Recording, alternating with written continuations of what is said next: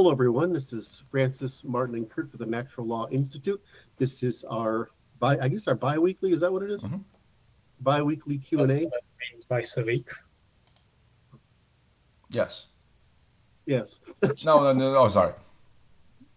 Oh, now you got confused. Now I'm confused. It's either Every other bi-weekly week. or semi-weekly. It's one of those. Yes. Anyway, so we hold these Q&As where you submit questions and we answer them.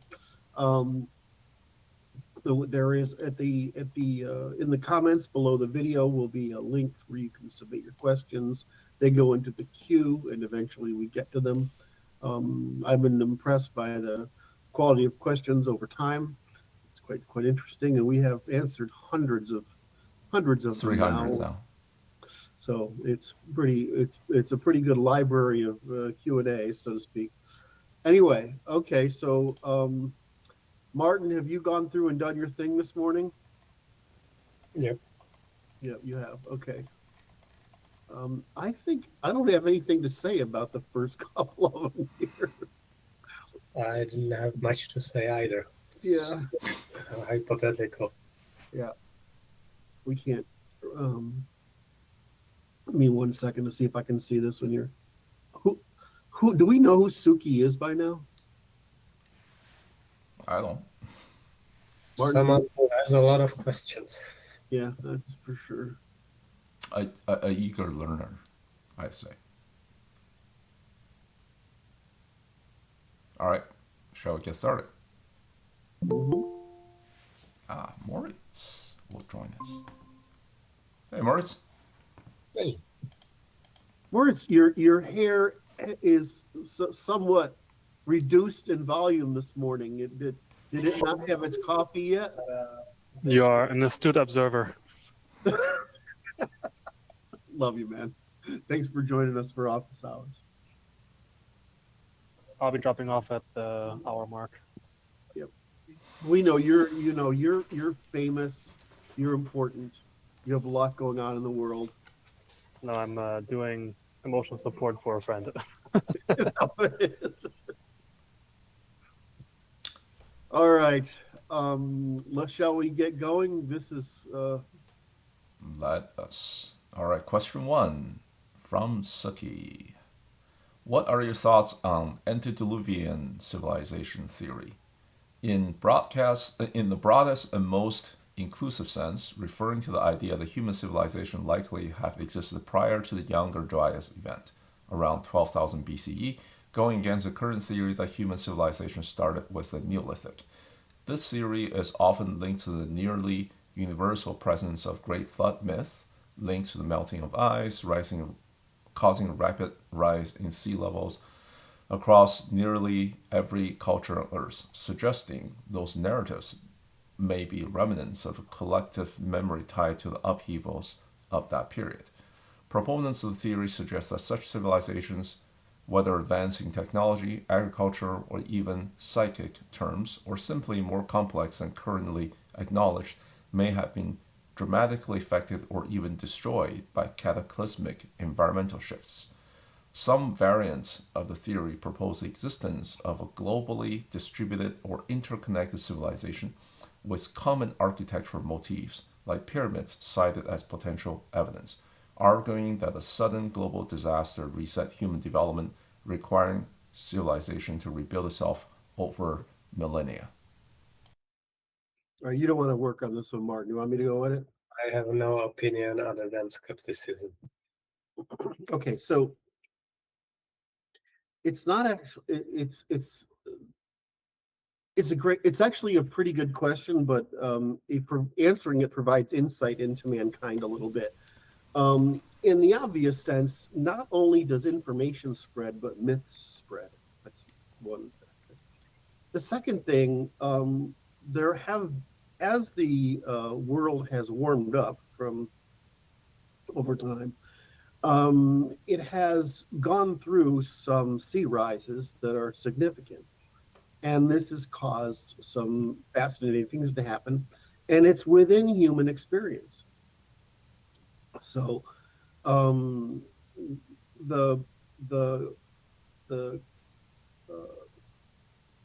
biggest, most likely source of it is that the Persian Gulf, which is a lot of water today, was dry land, and it was filled with rivers. So the if you follow human expansion or evolution through Africa and out into the world, guess what humans follow? They follow water. Well, so do other animals, which you can hunt them. They follow water. So it looks so the two places we know where there have been uh, very old populations of people that have been inundated, in other words, drowned, are the Persian Gulf, which again was dry, and back then, of course, most of the Sinai Peninsula was actually it's arid, green but arid. In other words, low levels of brush and things like that. And so when the Persian Gulf flooded, we believe that that information carried through the ages and eventually made it into the written mythologies. The same thing happened around the Black Sea, where the Black Sea deluge happened, and that's of course within very much within living memory, or not living memory, very much within human memory. And then before that, before human memory, we had the Zanclean flood, which flood created the Mediterranean Sea. So before the Zanclean flood, you could walk from Africa to Europe, and that's why, very likely why, early um, uh, apes, so to speak, made it into Europe and back. But after the Zanclean flood, which is 5 million years ago, after the I can't remember exactly when the Persian Gulf flood happened. For some reason, I need coffee or something. It's not coming to me. But the Black Sea flood only happened 3,500 years ago. Hope I'm right about that one. It might be 3,500 BC. Um, yeah, 3,500 BC. So, excuse me if I've got the dates wrong. I apologize. It's just woke up a little bit ago, but the basic idea is the same. Now, other in other cases, you have the problems of river valleys. So, river valleys flood with regularity. Some of them are horrific. The ones in China, right? Because they can just make you go away. And some of them are relatively safe and predictable, i.e., the Nile. And so everybody has a flood myth for all these reasons. What I think happens is, of course, myths spread because they carry ideas and they have shared experience, right? Shared experience, and so myths tend to gravitate toward one another. So as far as I know, that's what happened. In other words, because you're talking about the flood myths, and that's the most interesting part of this stuff. As for the development of civilization, which means cities, there's almost no. I mean, it would be very hard to see that because to form a city, you need surpluses that enable a division of labor and the production of elites, or at least a hierarchy. And before you have metal, that's basically impossible.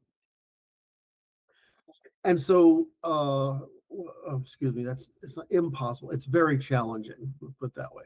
Um, so what we keep finding though is we keep finding things like stonework that's or farming on a small scale, not on an urban scale, but on a small scale.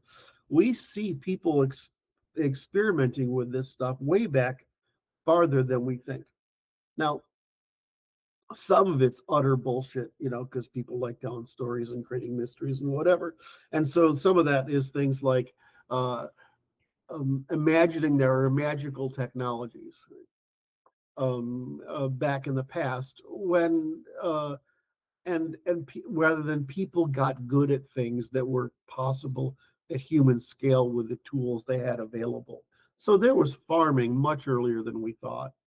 But was it farming of crops like wheat and rice that were incredibly valuable, or was it just farming local vegetables largely that we could control and increase the production of per square foot?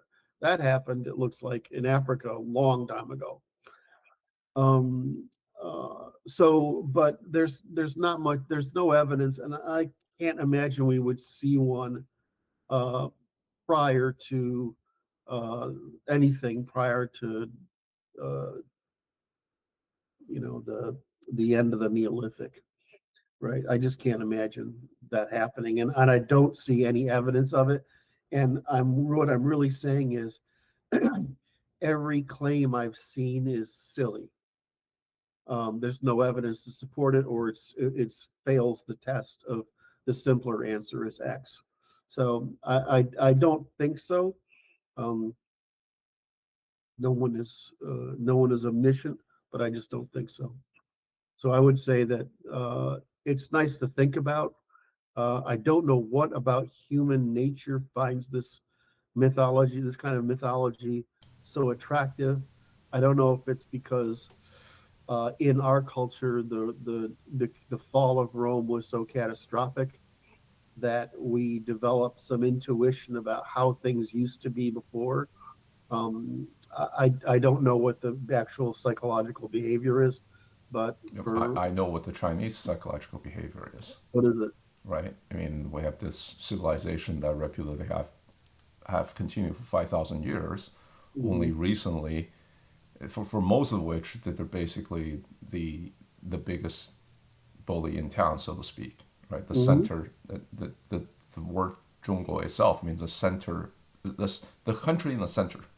Mm-hmm. So it's viewed itself as the center of civilization for so long, but in recent centuries has clearly been superseded by Western civilization. So collectively, people want to look for the glorious past. Yes, that makes I a mean, lot you of even said something around this nature a few years ago when you look at Chinese, compared the Chinese science fiction novels like Three Body Problem to their older literature, which is more about the glorious past and so on. Mm-hmm. Greeks and Romans also spoke of glorious past in their myths. I'm sorry, say again? Greeks and Romans were also speaking of past golden age. That's true. Presumably relates to Bronze Age collapse.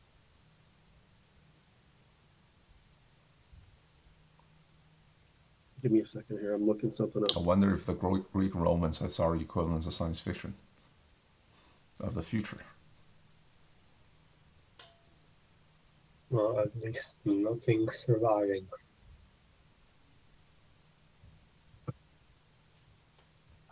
Which I find surprising because a lot of their other works survived. The philosophical works. There's some fiction.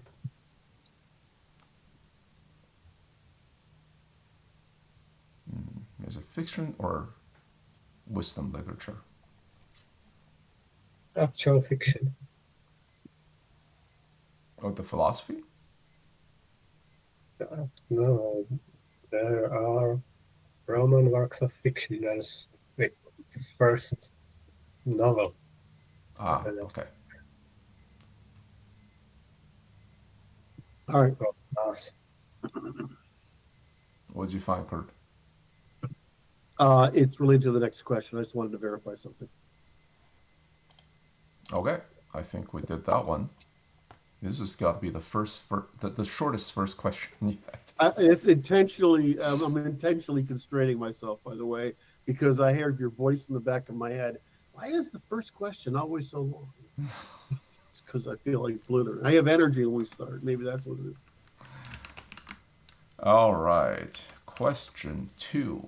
What is the Institute's verdict on Marija Marija Gimbutas' theory of the goddess civilization and culture. So I guess this was the what's the book that she wrote? It's not Sex at Dawn. It's the other one. Yeah, it's the other one. The Kurgan Yeah. hypothesis. Okay. How truthful or accurate is the idea that for most of human and pre-human history, or prehistory, humans lived in small, egalitarian, matriarchal communes which were ruled, regulated by feminist social coercion, shame, ostracizing, sexual access, etc., rather than a male competitive hierarchy. From my own research, it seems like that this theory may be slightly biased through a modern feminist lens, but her Kurgan hypothesis seems to have been largely vindicated in mainstream academia despite pushback. And from what I've read, watched by you guys, NLI seems to take the stance that it was Yamnaya's pastoral economy that produced a necessary condition for the invention of law, which was then exported into EU, MENA by expansion, migration, and conquest. Please forgive me if I've misinterpreted, misunderstood any of NLI's positions. As a follow-up question, if the goddess culture hypothesis is true, could one of the main reasons that neurological feminine men and women overall tend to align with politics, ideologies, and strategies that produce a push towards matriarchal gynocentric systems be due to an genetic historical instinct or impulse to rebuild and return to the matriarchal social coercive culture of old Europe? And as a more open-ended question, what would you imagine the consequences of a successful reversion be, especially when viewed from the perspective of an evolutionary arms race, as it seems to me that the patriarchal Indo-European strategy naturally outcompletes the old European matriarchy when it comes to innovation organization, but is vulnerable to being consumed, eroded from within, as we've seen happening today. Institutional capture, cancel culture, dating apps, hypergamy, gossip, lawfare, etc. Sorry for sort of sneaking three questions into one. I wasn't sure how else to frame this topic. I really do appreciate the great work you guys do. Lots of love. Keep it up. My guess is that you're right about the bias. Ideologues have a tendency to project their desired European state of society onto the past to justify it. I'm well aware I may be accused of the same, but frankly, what I propose isn't utopian. If anything, it would horrify most people today. We still have primitive tribal societies around today, and none of them are exactly a matriarchy. At most, it's women caring for themselves and their children without male involvement because the environment is plentiful enough. But wherever man has responsibility over them, he also has the corresponding authority, particularly to make sure he's not raising someone else's offspring. I think the attraction to reverse this towards feminine bias is just people don't like being responsible. That's how it is. I guess there's an interesting question around the relative importance of rule by women and control of assets, or like rule by women or rule by men versus control of assets long term, intergenerationally. Like something that EM Burlingame has recently been talking about is that it seems to be that actually women end up holding assets over generations because the men tend to go off and fight in wars or die or are the expendable sex in that evolutionary sense. And male lineages only last about 200 years on average, whereas female lineages can last longer than that. So I don't know what, Curt, do you have a insight on that? Go ahead, Brian. I'd say that doesn't emerge on its own, but is a consequence of men creating bad incentives, bad pressures. that lead to women owning everything in the end. It never starts that way. So, to answer that part of your question, there are matrilineal societies, but there are no matriarchal. And that's the difference, is that matrilineality is identifiable, whereas patriarchy is not. Excuse me, patrilineality is not. And I was looking at my own son, and I'm like, man, you looked exactly like me when you were born, but now you look like your mother's side of the family. And I'm like, see, God plays that game with us, make sure we know they're ours. But there's a difference between, again, matrilineality and matriarchy. There's no evidence of matriarchy. Even those societies that are close to it, it's a result of it because men have been nearly eradicated by war. And it turns out that in those situations, the remaining men take care of like the animals, and the women take care of small farming. And those civilizations tend to be matrilineal, whereas the men float between households, right? Which is what I think is the ideal male version anyway. Men float between households as useful, but the family is still built around the mother. That doesn't mean that anything of consequence is decided by women. It's not. It's never that's never the case, and I can't imagine it would be. As my unfortunate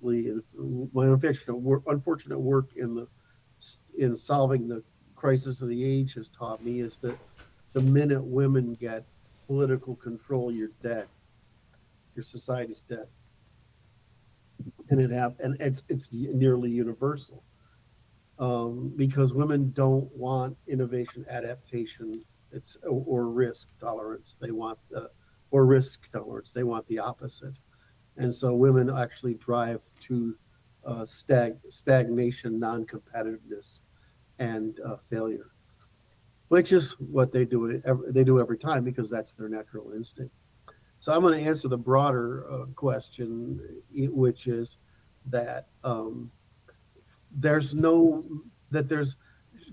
Gimbutas does. I mean, I brought this up yesterday in one of the other conversations we had, is that there's a tendency for humans to be monocausal, right? Is to reduce everything to a cause, right?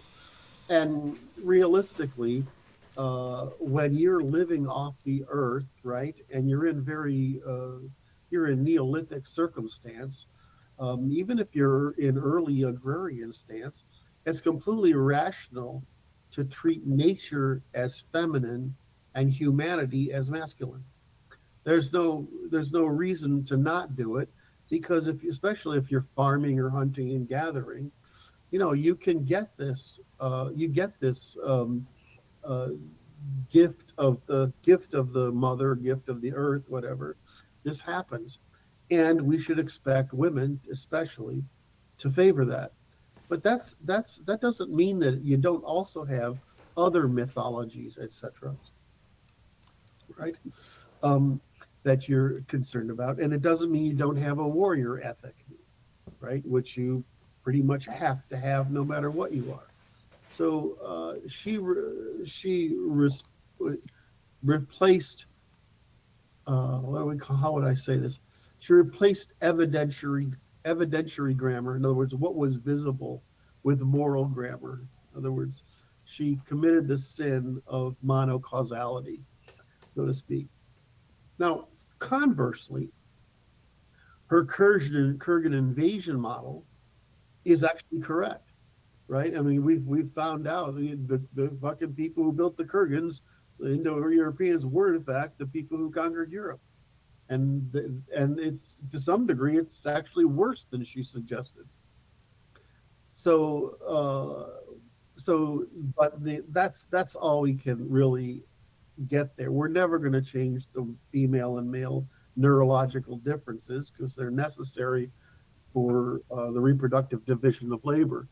But she made the sin of monocausality, thinking that just because there was a nature goddess, right, a mother god or nature goddess, that brought them that where fertility was sacred, whether human or animal or whatever, or vegetable.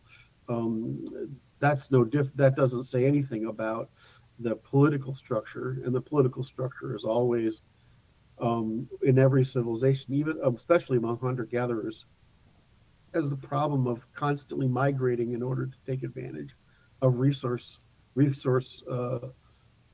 exhaustion and migration to a new resource, while the other, we always think, wow, field rotation was such an innovation. Really? I mean, we used to rotate hunting grounds on a regular basis because you run out of things you can easily hunt. And as the scarcity increases, it's more expensive to hunt them. So by the end of the ice age, there wasn't, we were eating rabbits, rabbits and fish, because that was a pretty harsh time. So, all right. So I think I've sort of answered this one, is that her monocausality is a common human failing. We should appreciate her for her Kurgan hypothesis, because it's turned out to be really true. But we should not take her for extrapolating from dolls and little cultures and dolls, that this is a matriarchal rather than a society, or rather one that taught fertility among humans and nature as something to be thankful for, because all religion is basically provoking a debt response. I don't talk about that enough, but the reason religion works is because it caused submission to the pack, and the submission of the pack is caused by the debt response, which is similar to every other moral instinct we have.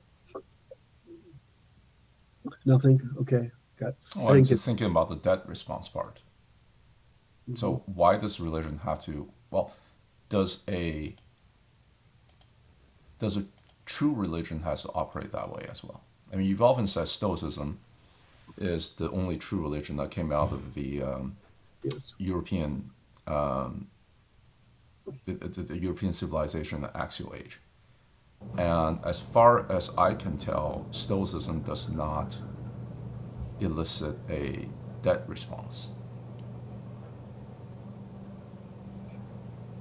No, but Stoicism is a personal thing, and it's part of. We can't see it without the political part. True. Of the social. Yeah, so that's why I'm thinking, does that mean Stoicism isn't really a religion? You cannot qualify that as a religion. Well, it goes back to Buddhism, right? Is Buddhism qualified as a religion? I mean, it means too many different things. Sorry? Religion just means too many different things that shouldn't be. Yeah, the problem is, yes, you're right. The problem is religions all produce the same thing, which is mindfulness in the face of anonymity, right? That's they all do, and that is and that's fantastic, right? Anonymity in lack of agency. So religions all do the same thing, right? They all religions I know of that have the concept of the sacred, right? The sacred is a debt response, right? We are indebted to this, so it's provoking the same.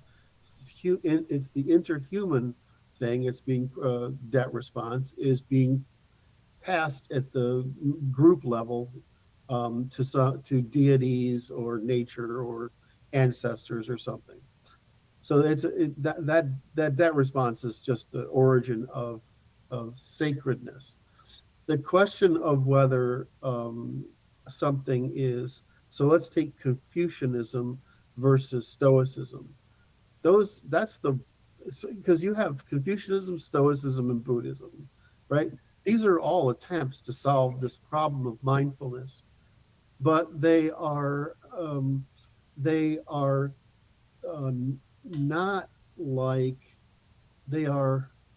do I say this?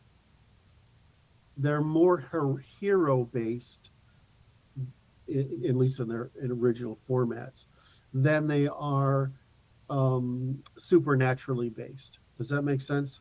In other words, they're trying to get you to imitate a hero rather than do that, and to get your positive feedback from that part of it.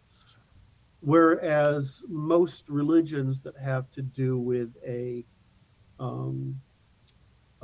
something supernatural, those are almost entirely debt responses, right? And so everything's organized into a debt response. So the historical question has been, what is the it's like I work a lot on what's the delineation between philosophy, empiricism, and science. Well, we have the same problem with what we call religion. What's the demarcation between mythicism, right? Mythology, formal religion, and mindfulness philosophy. You know, so Buddhism was originally a mindfulness philosophy that got turned into a religion, right? Stoicism is much more resistant to being turned from a mindfulness discipline into a religion. Maybe because it's too hard for the masses to adopt. Exactly. And, you know, Confucianism is fascinating because it doesn't even inspire you to treat it as a religion. The inspiration is social harmony. So, you know, you look at these things and it's like, well, what's the purpose? The purpose of all of them is mindfulness in the face of anonymity and reduced agency, right? In the face of complexity. So what basically with dependency, which is what Luke is always arguing about. So when you get to those categories, okay, we call all wisdom literature religion, right? We do that, but what is that? What is it? Is it really true? Isn't Stoicism? It's a philosophy. Stoicism and Buddhism and Confucianism are philosophies reduced to ritual for the purpose of mindfulness, whereas most Western philosophies are political. They're actually an attempt to form political order around it. There aren't, right? So our Western philosophy is actually, the origin of it is political harmony. So Martin is correct basically in saying religion is very hard to nail down. I would say religion is better cast as what is a category of wisdom literature, and we humans practice wisdom literature to reduce the stress of uncertainty by creating a system of thought that leads them to personal, social, and or political harmony, which produces mindfulness. So I mean, I don't think this is. I think that our categories are wrong because the West is so enculturated into the Abrahamic religions. When if you study, we should spend more time studying China, which is much more like us than we should the Middle East, because Confucianism is much closer in structure, even if it's closer in rhetorical form than to our religion, which is Stoicism, our wisdom literature, which is Stoicism. It's closer. The problem is that, you know, I'm going to say the obvious, is that Hinduism is a 70 IQ problem. Abrahamism is maybe I have these backwards, is an 80 IQ problem. And Hindu and China, Sinic and religion, Confucianism, and Stoicism, or the Greek way, those are 100 IQ. Those are 100 IQ religions, and I think that's why they evolved that way. My impression is, at least with the example of Abrahamism, that it scales. You just have to produce better excuses for higher IQs. God damn, we gotta get you a better microphone. Say that again, because I think that was smart. Say that again? At least Abrahamism clearly scales with IQ. You just have to keep coming up with better IQ excuses for more intelligent people. So true.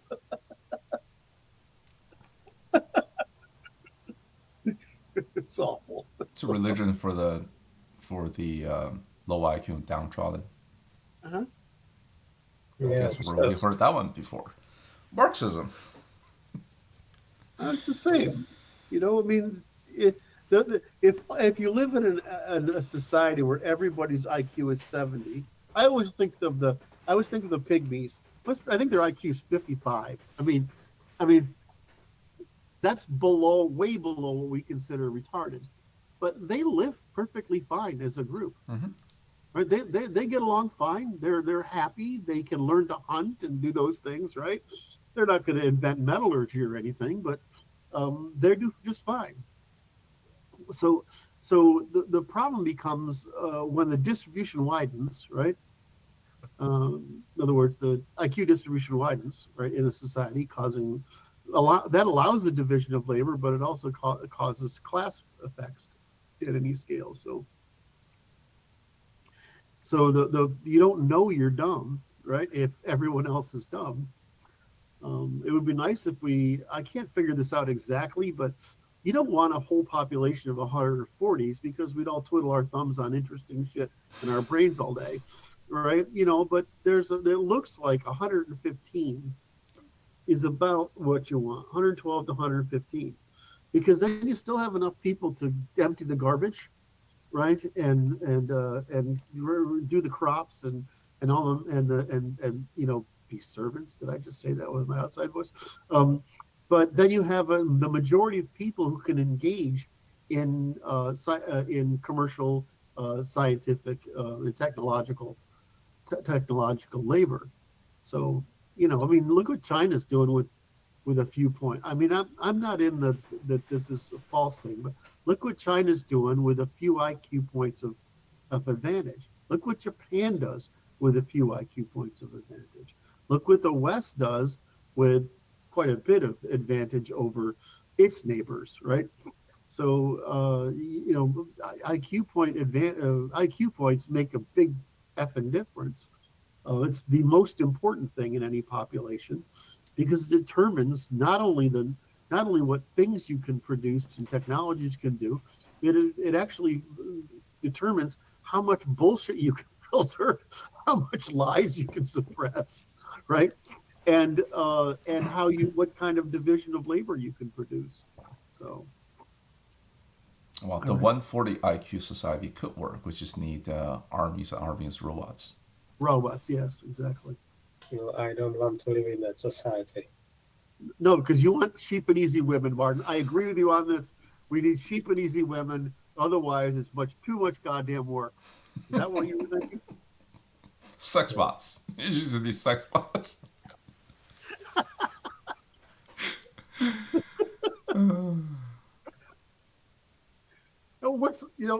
What is wrong with us? We don't like us guys. We go for expensive, highly educated opinion women. What is wrong with us? See, Maurice, you've been captured now too. Your life is over yet already, and you don't even know it yet. You've been captured by another smart woman. See what happens? Enough with this fatalism. Come on, Curt, you can't poison the well before you know. You can't poison the well before they even tie the knot. You'd say that stuff afterwards. He's trapped. You can see it in his face. You can see it in their faces when you see them together. Love you, Martin. All right, what's the next? Next question. Question 3 from Benjamin.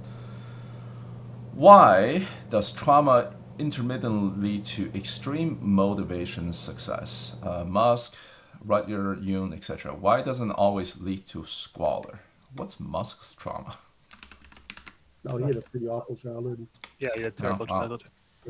Okay. My informed guess is that trauma is just a particularly strong sense of failure, and failure unlocks neuroplasticity even in mature people, and in best circumstances allows for a positive change of habits where the previous set limited the individual's potential. Yeah, that's really good, Martin. I would say it's sort of like the advanced version of the fight or flight response. Right? And so what you're doing is you're fleeing from those circumstances that have been traumatic for you in the past, which means Martin's right, like usual. And so you flee to those things where you have agency and are less dependent upon external circumstances. And so people who achieve things, I would count myself in that, because my situation wasn't as bad as Musk. It was damn near. Um, is that you tend to look for things that you have agency control over, and where your rewards are producible by your own hand, independent of that of others. And that's the same way of saying what Martin said there. And neurologically, it's really simple. Trauma basically creates networks in your brain that you seek to avoid. And so there's a kind of vigilance that's required once you have trauma. This is why ketamine therapy works so well, is because it allows you to rearrange your circuitry, so that you no longer have to bypass this thing, but that it doesn't matter anymore. So because the network has altered the weights. So so I think trauma's an interesting problem. And the thing is, we actually have a cure for it, but unfortunately, there are people who are traumatized, who are close to the what's the psychological problem? What's the description? This it produces psychosis. You hear voices and Schizophrenia. Schizophrenia. There's people who are close to the schizophrenic border, and experimentation with networks altering chemicals can provoke it. So that's actually the problem of mass use of ketamine therapy, is that you have to accept a X percent, there's 1% something or something like that, danger, 1% risk that in other words, statistically among people, not in the individual, you have a risk that the individual will produce some sort of psychosis. All right. So I think the question is great, Benjamin. I just don't. I think the answer, at least for me, as someone who studied cognitive science and someone who's had some multiple traumatic episodes in my life, cancer probably being the worst one. It's just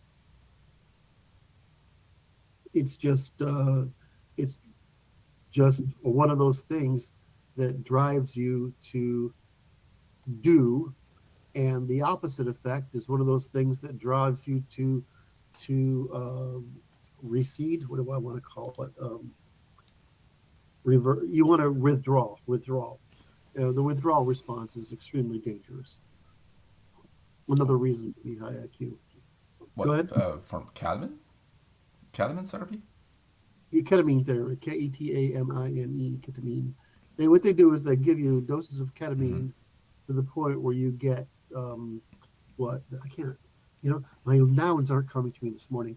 When people do hallucinogenic drugs, there's a point where you detach, right?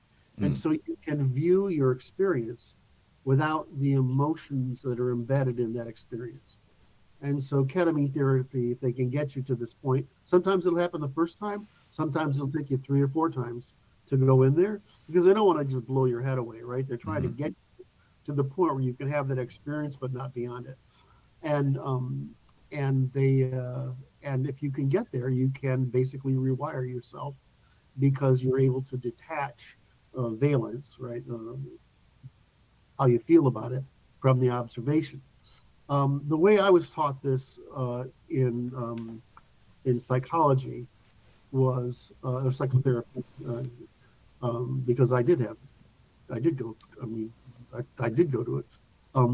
Is that if you look at yourself, if you're an adult and you look at yourself, watch the child that you were, right? You look back at that, and that gives you a disconnection from it. And so instead of being the child, instead of thinking about the child as the subjective experience, you look at the child as a caretaker wanting to protect them. If you do this a few times, what happens is you associate mercy with yourself rather than fear or guilt.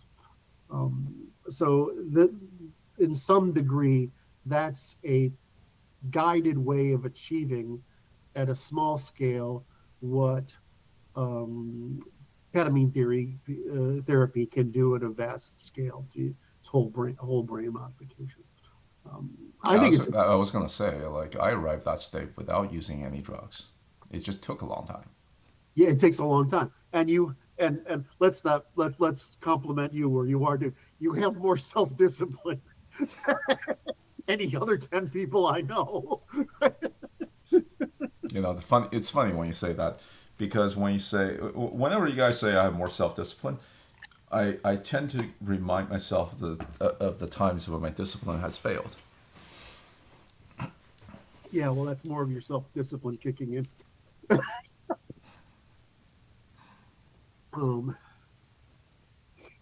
I would love, between you and my friends, you and Brad, I have so much respect for, because you're both in the Stoic place, right?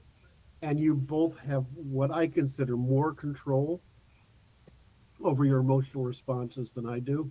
And I am always envious, right? And I think the difference is I can choose not to act on them, but I will still have the experience. Whereas I feel like you guys regulate the emergence of the experience, which I find is an enviable trait. I think that I can't speak to Dr. Brad, but I think I just mask it better. You just mask it better? Brad's actually very sensitive, but yeah, I would say that, which is the mask it better part, which is probably not great for emotional health. Mm-hmm. I wouldn't call it suppression of emotion. It's just, yeah. Fascinating. All right.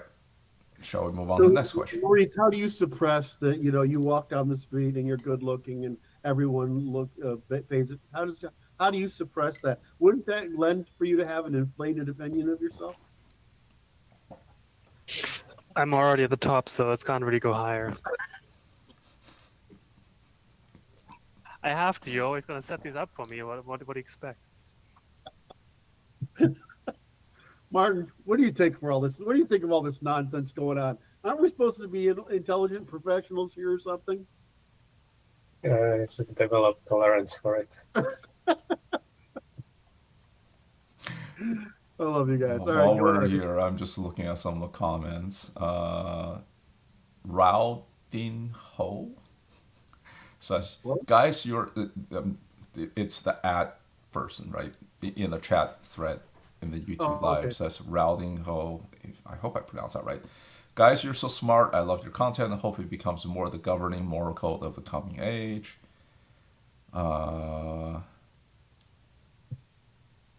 Loft in Boom says, we really need a debate on Christianity with Rudyard. Why? Rudyard's king. We are jurists, right? We're kings and jurists. Rudyard is a priest, right? He's trying to make you feel good, right? You need both things in a society, right?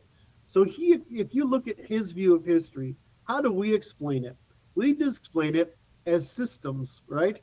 Independent of human opinion. We just go with what's the construct of incentives, right? People respond to those incentives. Rudyard doesn't do that. He looks at the incentives as what's the emotional response to incentives, right? And so what do we do about those emotional responses? So, I always view Rudyard and me as sort of, two faces of the Janus psychology of mankind, right? That's one of the reasons we get along so well, is because we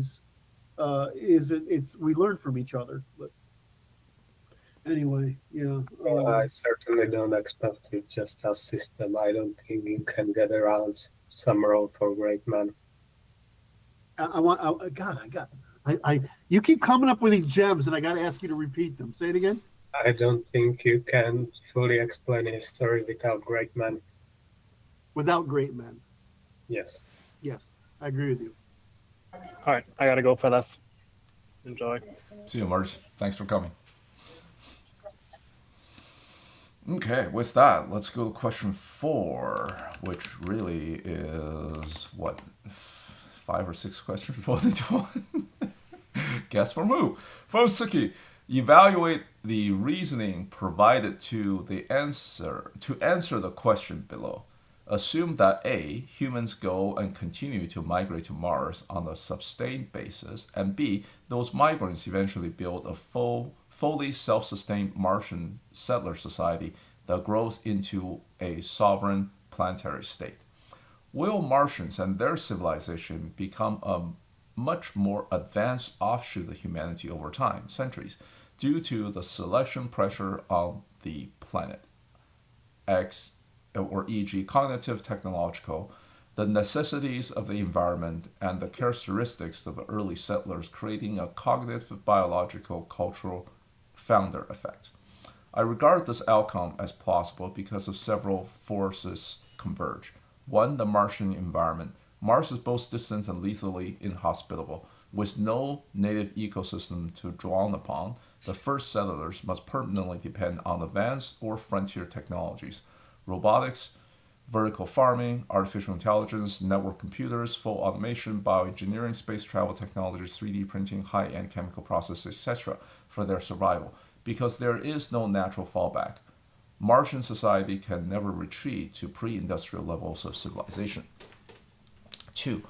Cognitive profile for early settlers. The founding cohort, tasked with building a self-sufficient economy and social infrastructure, will likely come mainly from the United States, with additional expertise from Europe, East Asia, and India. As a group, they will likely average around 130 IQ points, and possibly higher, since keeping vital complex machinery running via being able to maintain, repair, create, and even invent new systems on site is a non-stop survival requirement. And 3, emotional regulation. Each individual must display extraordinary self-control, otherwise the probability that people may express emotions that will compromise themselves and or everyone becomes intolerable. 4, long-term horizon planning. Survival depends on anticipating and engineering solutions to complex potential existential threats. Radiation, meteoroids, oxygen system failures, limits in current resource extraction technology, low gravity pathologies, and unknown hazards while coordinating Earth's supply logistics bi-yearly and readily moving the colony out towards full self-sufficient organization and order. 5. Rapid, high-stake decision-making.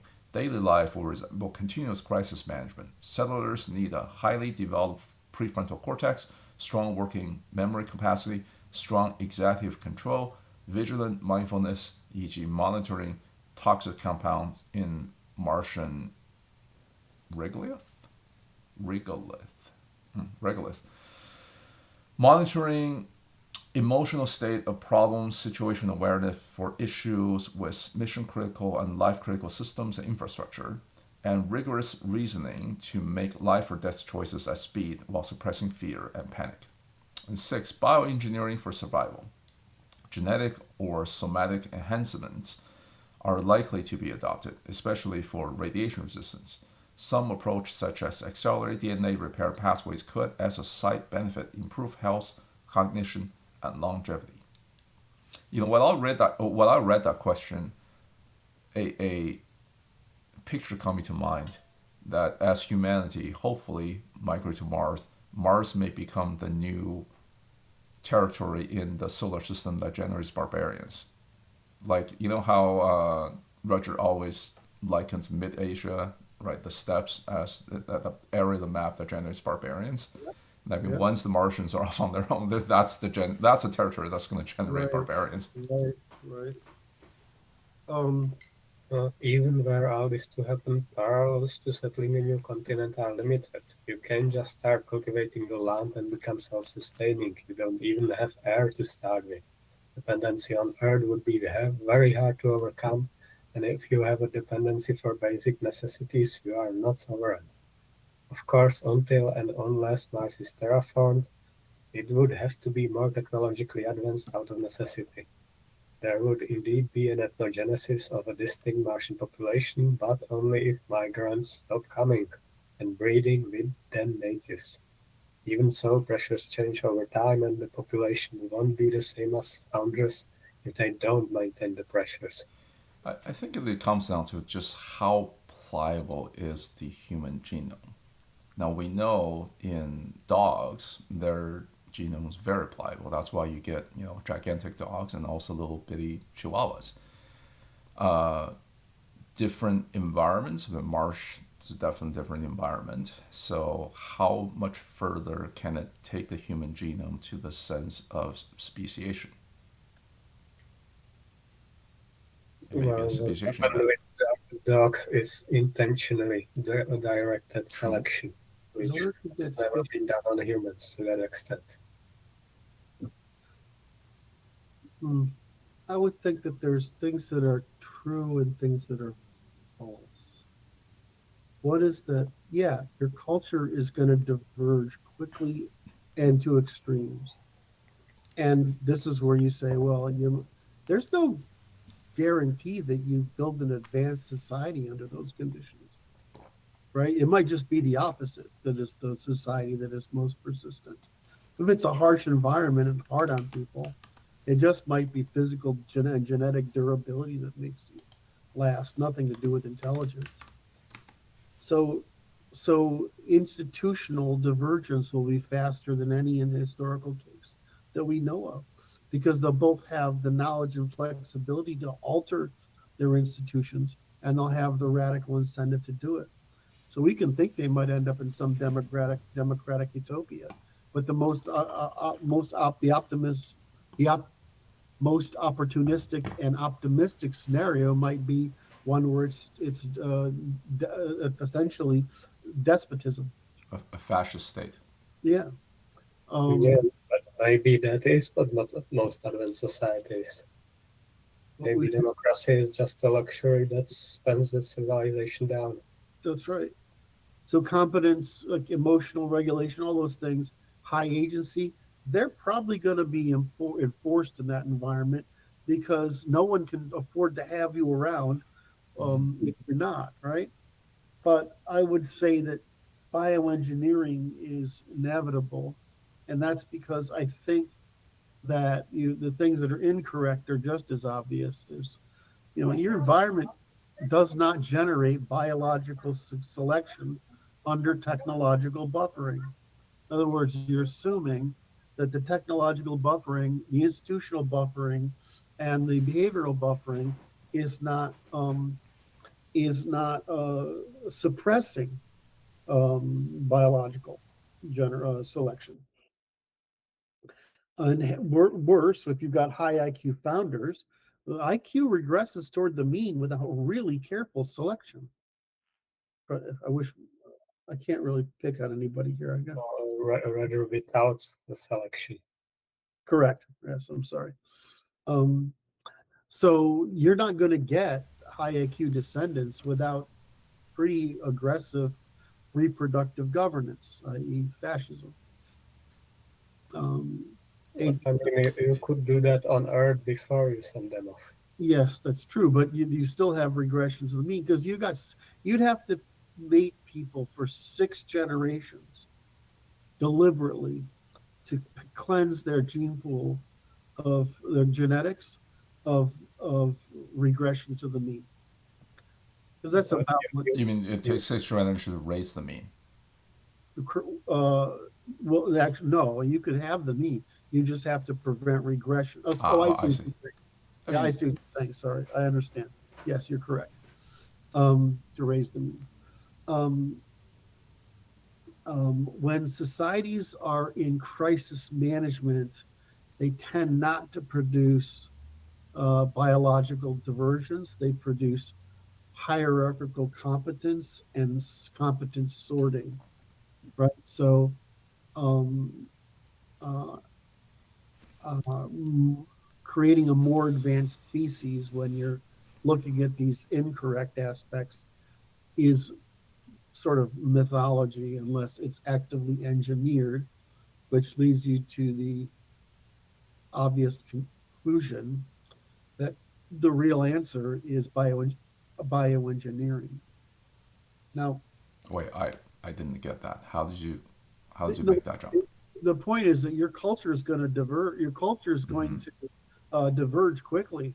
You Mm-hmm. know, your culture, your institutions, but that doesn't mean your biology is Right.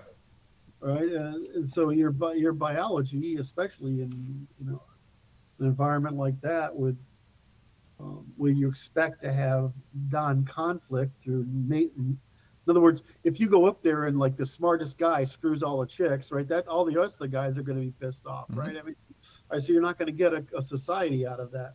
So just normal stabilization between the sexes is going to suppress anything. So um, so the way you solve that problem is you solve it um, uh, by bioengineering. In other words, um, you take control of the speciation, which is radiation resistant alleles and um, superior DNA repair, superior cognition. Um, what's this other one they're suggesting? Oh, bone muscle optimization under lower gravity. Um, and so you would have to produce those things uh, uh, intentionally to overcome the limits of the planet. Might they evolve over time?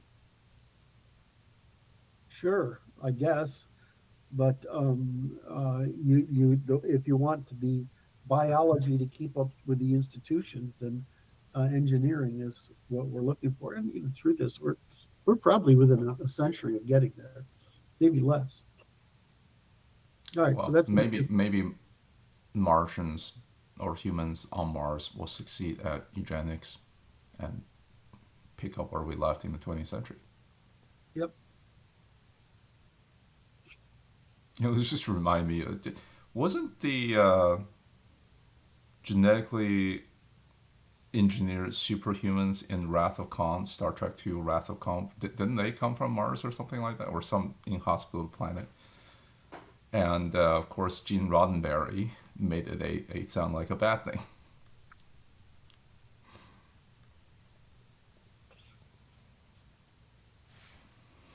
He keeps asking the same fucking question here. Oh, okay. Question 5. Follow up number 1 to the previous question. Let me note the timestamp here. If the reasoning providing the last question was sufficiently valid, not sure if it is worth answering if it's not, and a self-sustaining society is made, would this possibly lead to a Britain-United States style development wherein the developing Martian civilization is capable of civilizationally dominating Terran societies akin to how Western Europeans were able to dominate every non-Eurasian society, or how the US dominates the world over time? In my view, if the establishment of a self-sustaining Martian society is possible, it will develop and operate under dynamics and initial conditions that no developing human civilizations ever develop under, such as no native ecosystem to rely on for survival, dependent on advanced technology, and the high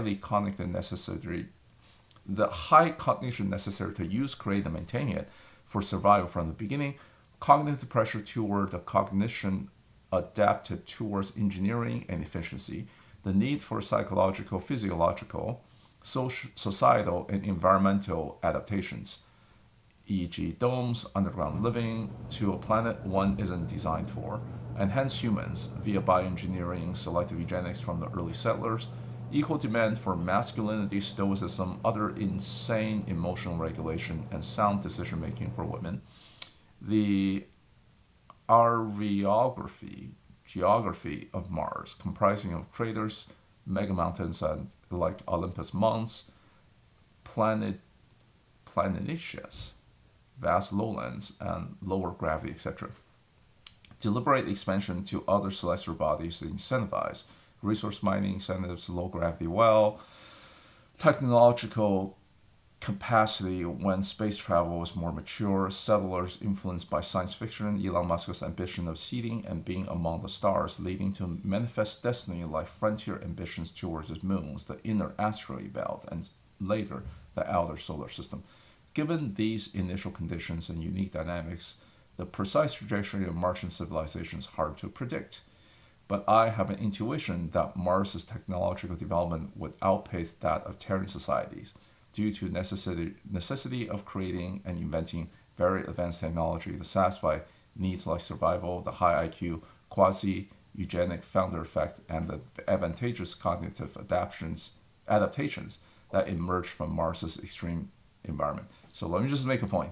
So public service announcement, guys, when you ask questions, right, actually ask a question. This is more of a statement than anything else. Because also in the following, I might as well just read the next two. Follow up on question 2. Assuming Mars becomes a fully self-sustained civilization, 2060 to 2100, how will the future trajectories of Western and Eastern Asian civilizations, especially their demographics, technological progress, bureaucratic agility and willingness, cognitive capital, aging, mass immigration, which expands the lower classes, politics and political stability, and investments in the space industry shape the balance of power between Mars and Earth in general. I'm going to skip the context for now and then follow up to question number 3, final.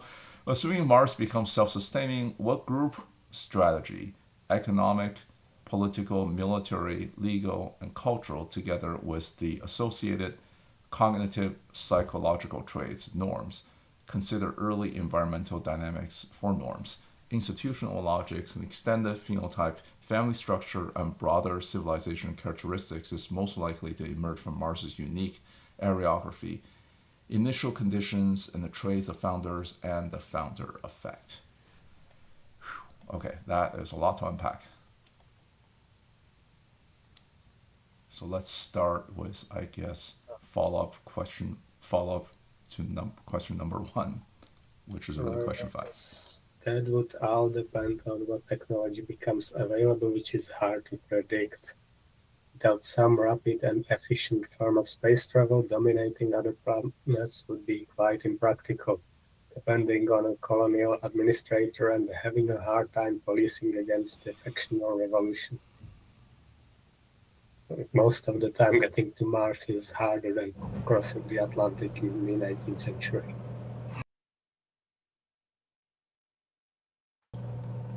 Orders of magnitude harder. Yes. What else is relevant?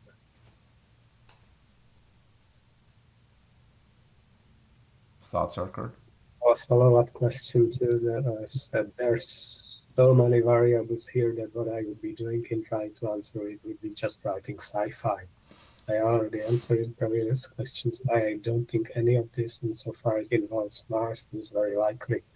Decline on Earth is, of course, already long in progress, but it also creates opportunities for pockets of independence, much more so than Mars is likely to.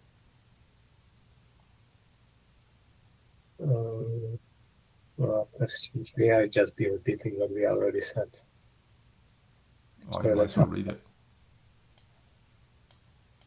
Mars geography for humans for a long time would be the colonies outside of which life is impossible, so it all depends on those. For most people, there wouldn't exactly be space for adventures. I expect those expanding and building new outposts would eventually be in the minority. So I think selection would mostly be for rule followers.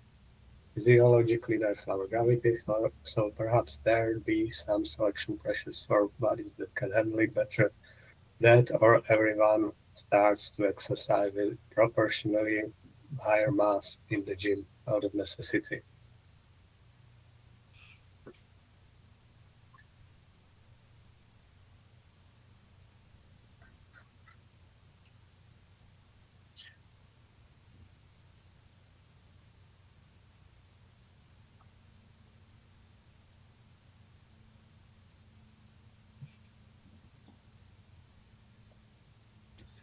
All right. What's next? What? You don't have any. You don't have anything else to add? I'm even farther away than Martin is. It's like I thought hello, you were thinking. people have. This is just fantasy. I can't. There's nothing here to Well, comment. while reading all this, I came up with a related question of my own, which is just how can I phrase this?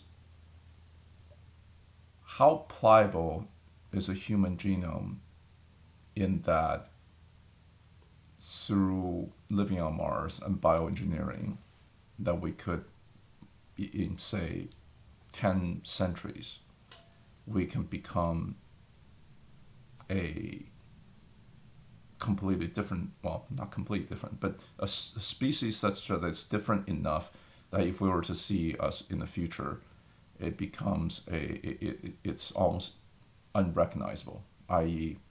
maybe be seen as, the Martians may be seen as alien, even though they originate from the same Homo sapiens species.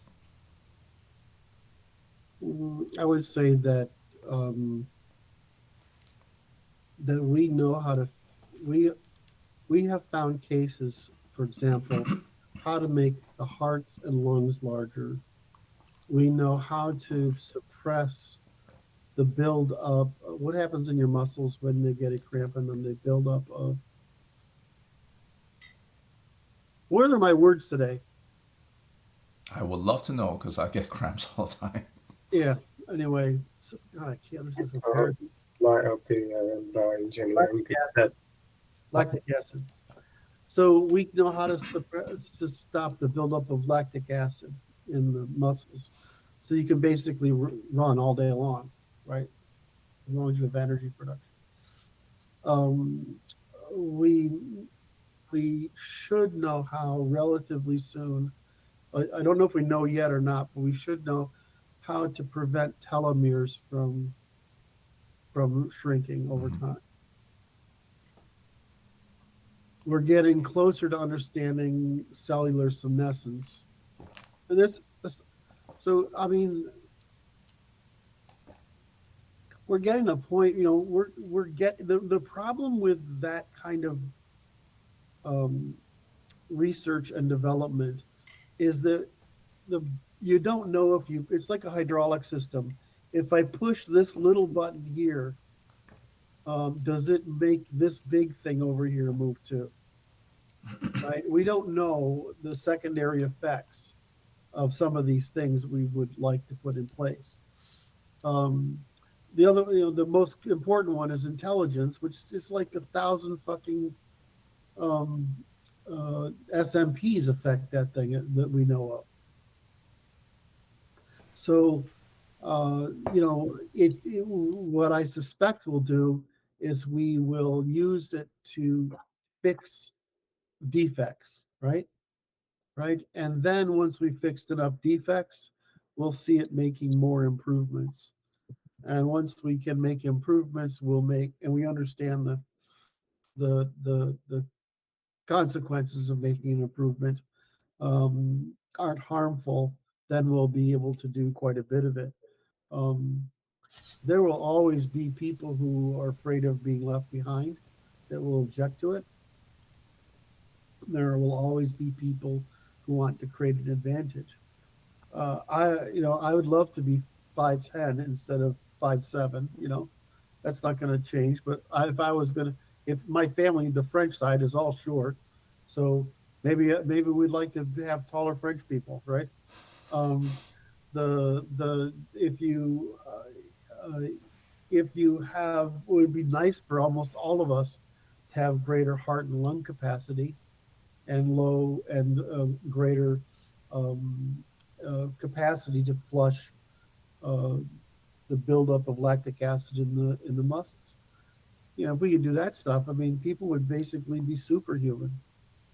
We'd like to be. I'm sure there's a way to bias which kind of muscle fibers we produce, how good our blood is at carrying oxygen, right? And how quickly we can eliminate cellular senescence. So I mean, there's plenty of things we can do. Um, if you start getting into weird stuff like I want to have easy stuff like I, I I wish more kids were have. I mean, personally, I would like it if there were more redheads in the world because it makes me crazy. But but I mean, there are things that are morphological that are very difficult to fix because you think of things like I always think of women with forced spaces, right? Um, it would be nice if we could fix that whatever migration from this neural tube is happening. It'd be really nice if we could fix that, right? So they didn't have women with war spaces, or I don't know if you know what I mean. It's like Not really. It basically it means an unattractive woman, Okay. right? Um, uh, uh, you know, but then again, I always show the contrast between an Australian Aboriginal woman, right? Which I mean, they are some ugly damn. It's really old gene, right? It's very wide, very short, uh, very primitive, and then your Japanese. What do you call the girls that do this stuff? Oh, like J-pop girls? Yeah, J-pop. I mean, there's the difference between those two. I mean, that's hard to imagine. That's the same animal, right? That came out of there. So, It's not. sorry. It's not. Oh, different subspecies.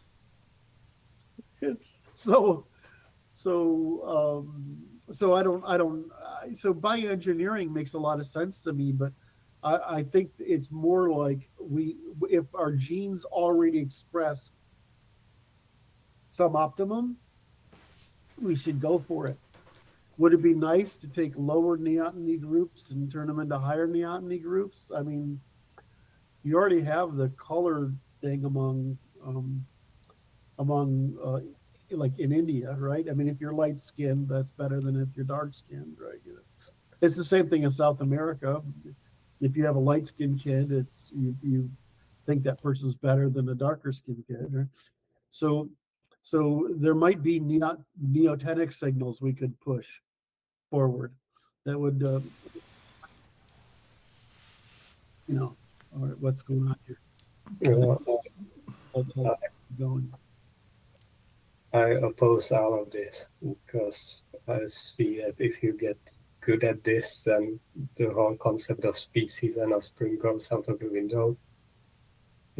Why would you produce humans? You could just produce organisms that are perfect for tasks that you need to perform.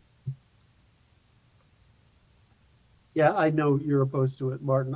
It's The kind of difference is complicated. whether I oppose something or not is not a question of whether other people will do it.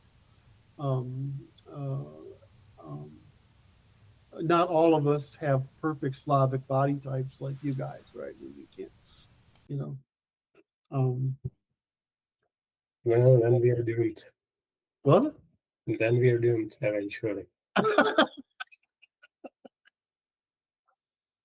Why do you say we're doomed? Why would it be bad if we actually used genetic engineering to overcome human genetic defects? Because the incentives will be to overcome everything that makes us human as well. Well, that's assuming that what makes us human is all good. If It we're all doesn't matter, it makes us human. Do we value ourselves or not? I think deep down, Martin's very humanist.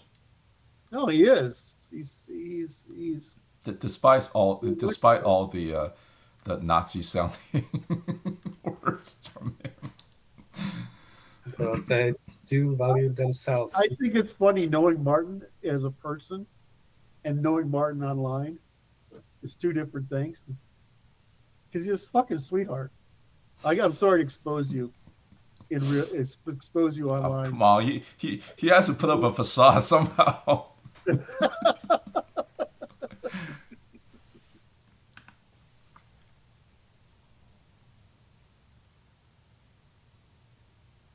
All right, shall we move on? So, all right. So, where are we now? I'm thinking we've exhausted that one.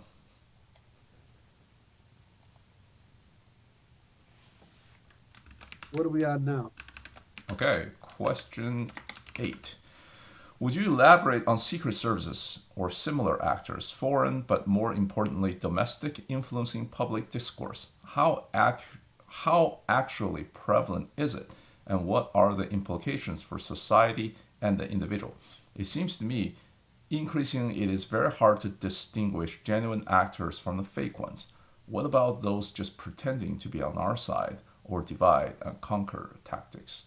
So this actually reminds me of E.M. Burlingame's theory that our society is run by Praetorians. But anyways, Martin, go on. I don't have any statistics to support this, but as far as I can tell, it's highly prevalent. Of course, that contributes to passivity on the right even when such actors aren't present. Perhaps more than pretending to be on our side, what happens is people that started on our side getting promoted and matched. I will quote Eustace Mullins at length. The central bank owners adopted the Hegelian dialectic, the dialectic of materialism, which regards the world as power and the world as reality. It denies all other powers and all other realities. It functions on the principles of thesis, antithesis, and synthesis. Thus, the world order organizes and finances Jewish groups. It then organizes and finances anti-Jewish groups. It organizes communist groups. It then organizes and finances anti-communist groups. It is not necessary for the order to throw these groups against each other. They seek each other like heat-seeking missiles and try to destroy each other. By controlling the size and resources of each group, the world order can always predetermine the outcome. In this technique, members of the world order are often identified with one side or the other. John Foster Dulles arranged financing for Hitler, but he was never a Nazi. David Rockefeller may be cheered in Moscow, but he is not a communist. The distinguishing trait of a member of the world order, although it may not be admitted, is that he does not believe in anything but the world order. Another distinguishing trait is his absolute contempt for anyone who actually believes in the tenets of communism, Zionism, Christianity, or any national, religious, or fraternal group. If you are a sincere Christian, Zionist, or Muslim, the world order regards you as a moron or worthy of respect. You can and will be used, but you will never be respected. I don't have much advice here. Just be careful what you say outside of your trusted groups and don't take baits.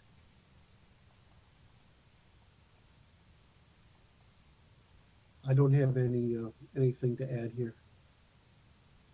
I would say that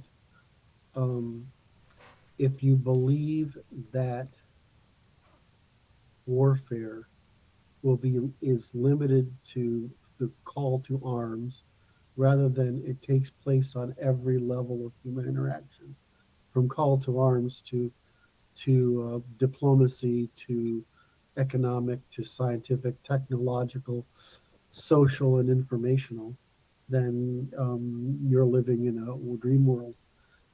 I would prefer that there was some institution in that specifically looked at and tried to counter international deception, but on propaganda. The problem is, if we have such a thing, it'll be overtaken and used against us by our own. hence our concern for the truth, having a machine that can produce the truth, that we can ask it, we can inquire of it, and preventing its being captured by anyone. So, because captured by anyone, well, that's what we're trying to do, but preventing capture is non-trivial. So that was number 8. Yep. All right. Question number 9. From Jimbo. How would the NLI reform the CIA? Was MK Ultra, the Oklahoma City bombing, 9/11, Jeffrey Epstein, PRISM, and innumerable domestic psyops and assassinations? It seems like the CIA and the federal government more broadly is run by evil and extremely powerful people that can't be resisted. Is this true? What is preventing any of us from meeting with a fatal accident?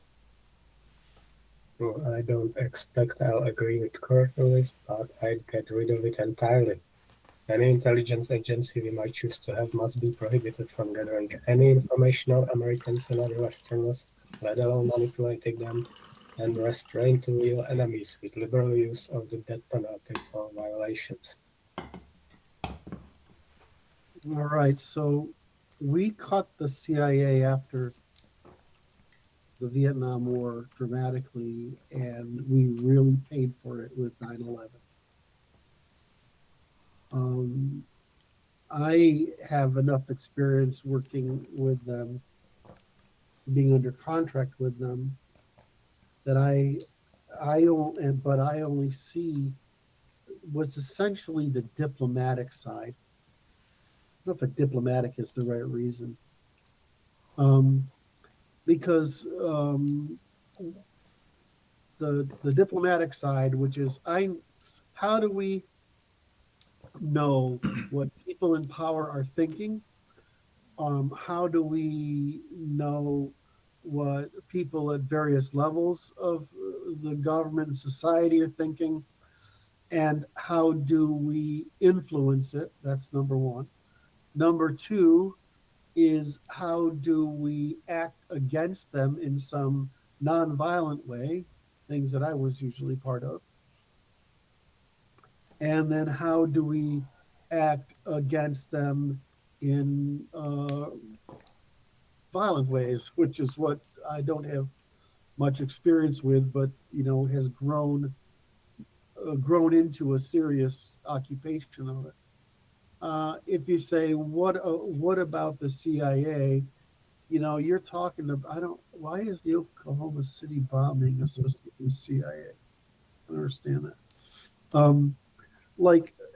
During the war eras, right? We were doing all sorts of crazy stuff, right? And by the end of the 70s, that was pretty much reversed because of shit like MK Ultra or whatever, right? In wars, you do stuff like that. Sorry, but in peacetime, you don't. So when I look at the CIA, I mean, I don't have quite I have a partially insider view to it, and I see it as a necessary function for every society, and especially one that has such global strategic and trade interests. So I don't really see the problem of it. I see the problem of constraining it. And right now we seem to be constraining it pretty well. If you look at what they did under Clinton, what Janet Reno did with the Branch Davidians and the other guys, that was completely out of hand. That's not the CIA. They're prohibited from doing domestic work. That's the fucking Justice Department. My experience with CIA people is it's largely a bunch of nerds. And I really like them, and they're really smart and they have the best intentions, but I'm not involved back in the 50s and 60s and 70s, so I can't comment on what used to be. I can only comment on what is. If what you're saying is nobody should manipulate the public, I kind of agree. Of course, I agree with that. That's what I'm all about, is the truth. Um, on the other hand, that's different from defending the public against other people's untruths. And it's different from trying to gain access or to understand the policy and ideas of people, of others, and to undermine those things that are harmful to our people. So I don't really see the argument here.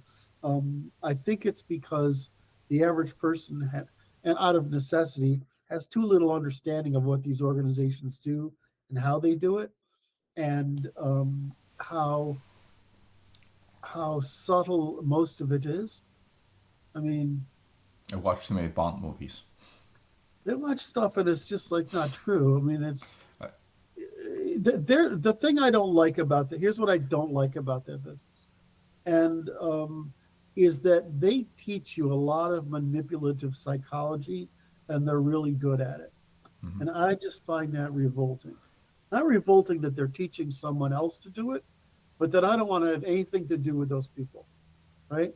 And I prefer that that none of that gets expressed in our culture.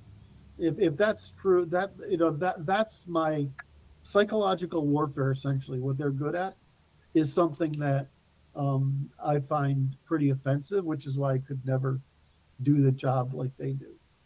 I'm really good at a couple of things, and I'm glad I can help with those couple of things, but I don't like all that stuff. There's now a YouTuber, a former CIA operative by the name of, his last name is Bustamante. Yeah, he and his Your wife. everyday spy. Yeah, that dude, right? He and his The wife. one with all the curly hair or whatever. Yeah, so he talks a lot about what CIA teaches people to do and so on. Yeah, there's a lot of this Yeah, he's psychological not a high manipulation. level guy, right? I mean, he's a field person, right? He's a field officer, right? I suspect the So, higher level guys are just like the bureaucrats you find in any other big organization. well, they are, except that the they have a duty of an obligation to not give you information. Mm. And so you're talking. I remember talking to this guy. I don't know I don't even know his name. So I'm talking to this guy, and I'm in the north of England, and we're talking about over the horizon radars, because of course he works, right? And they do the same thing, which is they look at you. I can't do it to camera, and they just give you a blank face, and they don't say anything, right? And I'm like, oh fuck! Now I've made this guy worried, right? Um, I was going somewhere with that, but anyway, that stuff is they got an obligation to not tell you things. The person I worked for, a woman, who I thought was amazing, really. Um, the person I worked for was utterly brilliant, whatever. But I'm like, I can't help you unless you tell me enough to help you. Right? I mean, I need something to go by. So it's always this dance of trying to get enough information so that I could help them solve a problem, but but they without them giving me any insight into what they were really doing, right? And so uh, that's always you have to develop that sort of trust with them eventually, right? But uh, so I don't know. I don't have a negative view of them or the military or the State Department. I just understand that people follow incentives, and the only way you can stop people from following bad incentives is transparency. Okay, well then how do you get transparency when everything's supposed to be a secret? Then you end up with having to have the thing the cops have, the internal investigation units, right? You have to have those because the people that are checking up on you have to be, have the incentives to catch you, right? But they still have to be some part of the organization sufficiently that they are keep the same secrets. It's actually a pain in the ass. So I understand. I've had one guy. I think I've talked about this before, maybe not with you guys, but he worked in advanced materials, and so they go around and vet them, right? Of course, I'm in the circle, so they use me to vet this guy. And he's like, I always think of myself as pretty patriotic in that I would never do anything to hurt my country, right? And this guy is just fucking fanatical about it, right? His defense of Mother America or Daddy America, whatever, is just, I mean, it's an evangelical religion about it. So I always thought it was funny that they have to do this on everybody because you to keep your security clearance. They revisit it. I can't remember how often. Anyway, so when you work, someone like him, he works on stealth. He's carefully monitored. Wait, he's in the CIA and he works on advanced materials. Wouldn't that be something like Boeing or Lockheed Martin works on? Lockheed Martin. Lockheed Martin. Yeah, that's like saying. So the problem with thinking is somebody in the CIA, there are employees, right? All right, they're not called agents, they're called officers, right? Mm-hmm. And there are basically analysts who work internally and field agents who work out in the field office. And they have there's sort of different levels of sophistication in area expertise or whatever. And so, but there's a lot of people that are like me or who's the guy that gave away all that intel? The guy that got in trouble for giving away for publishing intel. He's still hiding somewhere. I don't remember where it is. Snowden, thank you. Got my was memory. he CIA? He's a contractor. That's how he got okay. So there's contractors that are administrative like him, and there's contracts like me that are field people. Right? And so God knows how many people in the consulting business, whether technology, accounting, law, right, are recruited. I have no fucking idea. It's mostly from private companies, though, because once you're a public company, you have disclosure obligations. So it's usually people from private companies.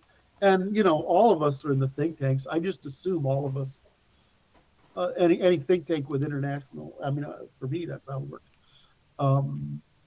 You have some sort of connection to the intelligence sector. Just because you want to tell them shit, right? If you run into something that's scary, you want somebody to know mostly because you don't want to be in trouble for knowing something and not telling somebody. Does that make sense? Mm-hmm. So I have a couple of thoughts here. Sure. I think any political entity, even at the city and county or state, county and city level, needs some kind of intelligence gathering capability, even if Correct. you may not think of that as intelligence, right?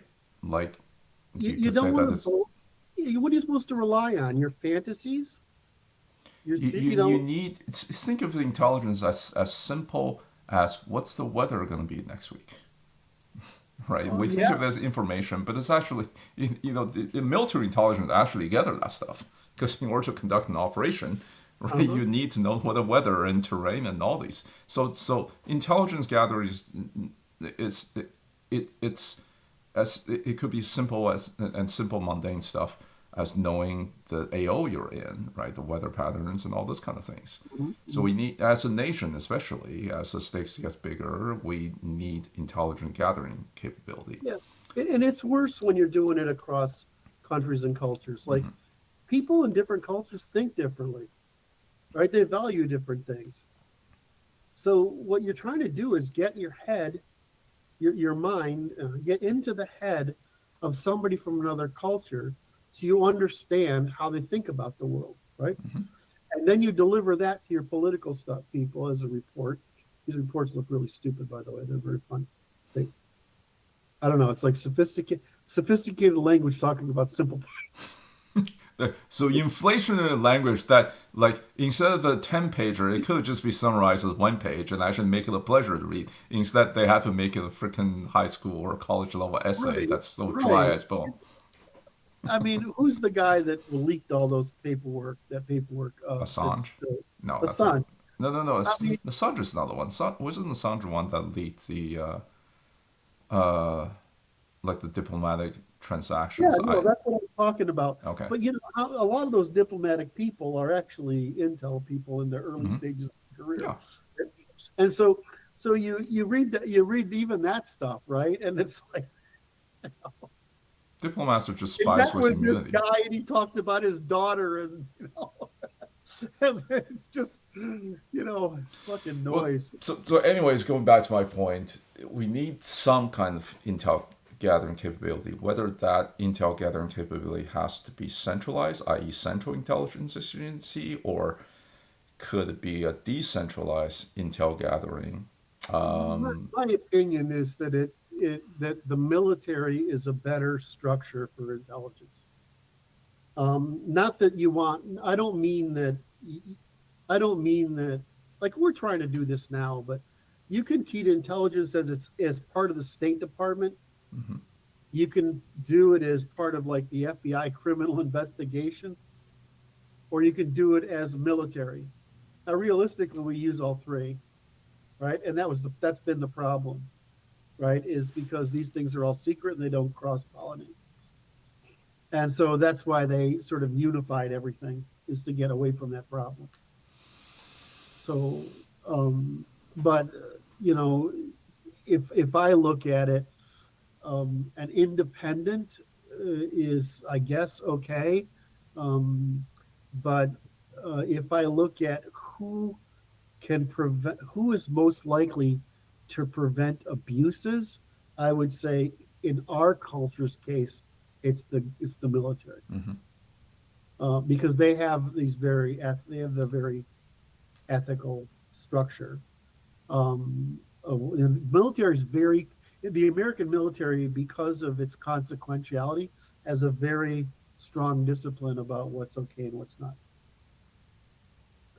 And so that seems to me where I would want it to be.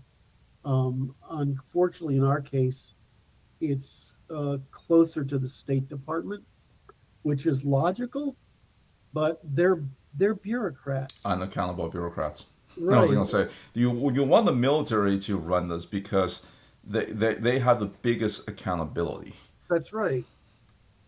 And so I'm not, I'm not claiming have any particular wisdom here. I'm just explaining the challenges as I understand them in running intelligence. Is that if you teach a bunch of people to be fucking manipulative, right? Or I mean, it's like when you go to war, and the biggest problem with going to war is when your soldiers come home, right? You've taught all these people to go kill, or overcome their desires not to. You've taught them to kill on impulse and resolve questions of violence, and you wonder why when you bring them home, there's a danger to society, right? And so it's the same thing with intelligence. You're teaching people to be this way, right, and to do all these things, and then you want to just return them to society.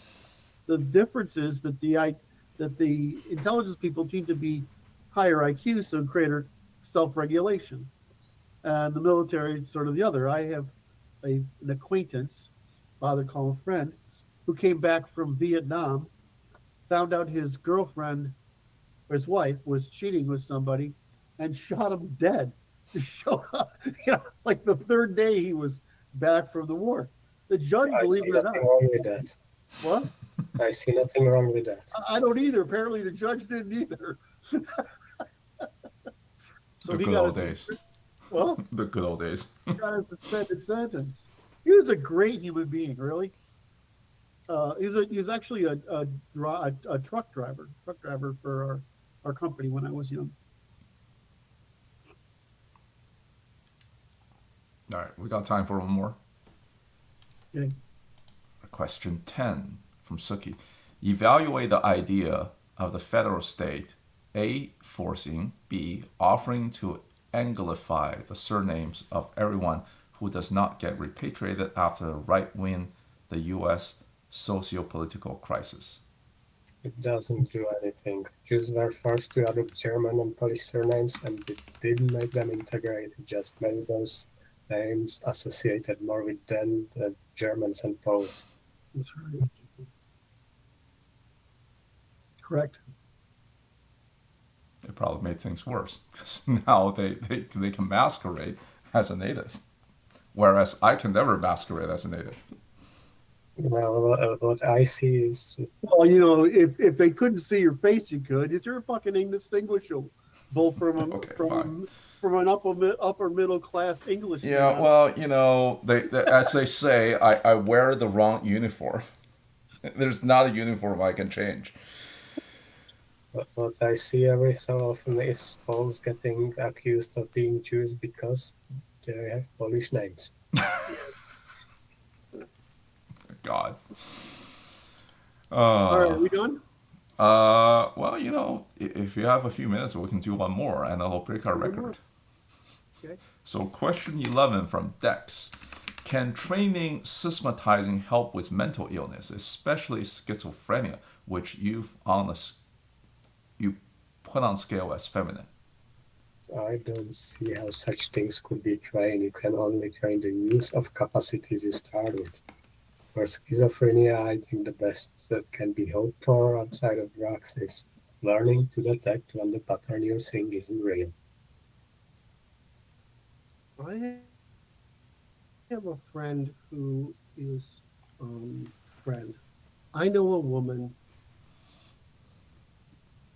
Oh, Curt's internet. Who wanted to date me. Wait, hang on, Curt. You Right? Your internet broke up, so repeat the last 5 to 10 seconds. Am I here yet? Yes, looks like it. Am I here? No, we lost you again. Is it just me or Martin? You're experiencing that too. It's not just Okay, maybe you're back this time. Let's try again. All right, so I have a friend, I'll call her a friend, who was trying to date me, I don't know, 6 or 8 years ago maybe. And she had mild schizophrenia, very mild. And I found it really interesting to hang out with her because I could learn so much about schizophrenia. I have another acquaintance that shot herself because of it. What was the difference? The woman who shot herself heard the voices and what they said. The woman who had mild schizophrenia, she says, it's like there's a fucking radio going on in low volume somewhere, and you can tell that people are talking, but you can't hear it. And it was actually really fascinating to talk to her. It's tragic too because she's beautiful. The very definition of crazy chick. Well, I mean, that's the next question. I think you know this, but the degree to which I view life as a series of nothing but scientific experiments is probably, So I just found her fascinating. So that was the only reason I actually took her out to dinner a couple times. Good person, very good person. So the problem with schizophrenia is what I think he's really asking, is there a kind of mindfulness that we can produce? I mean, our work produces mindfulness. Is there a kind of mindfulness that would help people with schizophrenia? Schizophrenia appears to be a defect on the immunosystem, an immunochannel, right? And so it appears that there's some immune system reaction that's damaging the ability for networks to isolate. And so that's the operational view of it. And so you have really the schizophrenia to psychosis spectrum. If there is a sex bias at all, it's that the schizophrenia has the male bias and psychosis has the female bias. But they aren't heavily biased. So do I think that would help? I'm not sure. As far as I know, this is a very hard problem that's only going to be solved with gene therapy, if solved at all. I don't think this is going to be. There's anything much we can do. For most people who have chaotic minds of some sort or another that disproportionately affect their behavior in a negative sense, the problem is mechanical. It's not always, because trauma can do it, as we've seen with PTSD, but in many cases, it's very difficult for anything to help. If it can't be solved by forcing reorganization of the brain through ketamine, you're pretty much I need to have something changed in my biochemistry. Unfortunately, I don't know if statistically it's played out, but maybe it's just because I'm aware of it, is that I have a number of Jewish friends who have schizophrenia in their families. We know about neurosis in Ashkenazi Jews, especially. We know about neurosis, but my experience has been schizophrenia, just like I have noticed psychosis in white people, and of course blacks are known for the vulnerability of schizophrenia. So unless we figure it out with gene therapy. Wait, what are the Far East Asians susceptible to? I'm trying to think that would a great opportunity to think of something funny, like driving poorly. Maybe that's the maybe. No, I think that's the Indians. Indians and Far East Asian women, unfortunately. Indians, not because they can, but because they were brought into a culture where you really, if you obey the traffic laws, you're not going to get anywhere. No, the only thing I've researched at any depth is what happens when Asians and whites, who are both highly neotenous, there seems to be a small chance of increased neuroticism. Mm-hmm. And its manifestations. So the problem is you need really good evidence to validate that, right? But it seems to be the case. The only thing I know about East Asians, and it's hard to separate from culture, because if you see East Asians that are third generation Americans, you can't fucking tell the difference, right? That is other than social, right? You can't tell the difference in the thinking. What we notice most is that East Asians are the most neotenous. So you get a longer lifespan, right? Basically a longer lifespan because it's a trade-off, maturity, depth, and lifespan. And there seems to be something to do with cognitive. Just like I want to call it aggression. I need a word for it, but there's basically some sort of difference in aggression that we can't put our fingers on. So, like, you have very aggressive blacks, you have less aggressive Middle Easterners, you have less aggressive Europeans, and you have less aggressive East Asians. I just think that's expression. But when you're talking about things that are 3% differences, they manifest in the broader culture, Mhm. but they don't. You can't count on it when you're talking to any individual, right? I mean, the properties of a class don't necessarily have anything to do with the properties of an individual in that class, right? Because it's all a distribution. So, Yeah. I mean, it's like we have. What I want to study is the female differences, right? Which would find very interesting, because I can understand the male differences, but I can't tell if they're just, cultural means of information assimilation. But I think we could probably find out because women are more um, uh, instinctually and intuitively active. Anyway, all right, where are we? 9 o'clock. Yeah, I I think gotta we've I done gotta it go good. pick up Brad. All right. All right, Martin, love you, man. Francis, love you. Audience, thank you for being with us. Hope you got something out of it. It's this is Francis, Martin, and Curt for the Natural Institute. I stalled there because I wanted to say Martin the Bold or Martin the Mischievous or something like that, but I couldn't. Martin what? The Huh? Bull? Martin the Bull? Bold. Oh, Bold. Martin the Bald also works. That would be yeah, not right now. He's got too much hair. That's why I'm driving at you, man. You got nothing. See? And I just shaved yesterday. Thanks for the great questions. Follow Francis's advice in the comments to submit them. We've got quite a stable of questions left here. Yeah, But we're catching up. We're catching up.